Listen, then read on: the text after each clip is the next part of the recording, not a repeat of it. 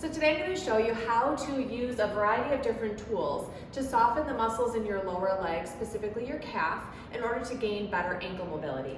Now there is no best way for every single body, so really the key is to play around with the tools that you have and see what works best for you. So I'm going to start with a classic foam roller. This one's shaped kind of uniquely. It doesn't have to be, it can be a plain one.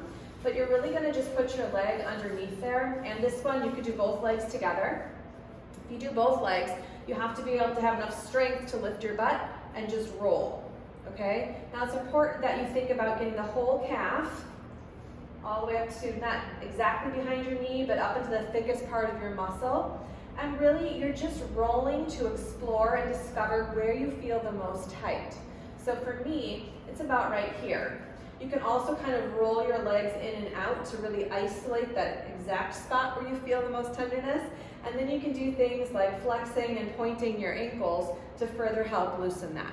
Of course, another way you can do it is to bend one knee. It'll give you a little bit more support. It's not quite as much work, and you can isolate one side at a time.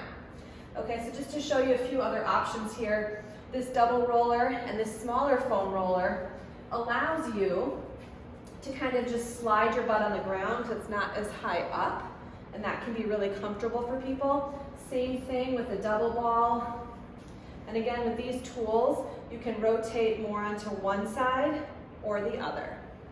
Now, another popular one at Juniper is a hand roller, because this way you can kind of just sit here and go through with this roller.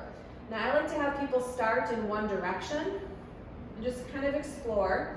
So either down or up, or some people just like to go back and forth.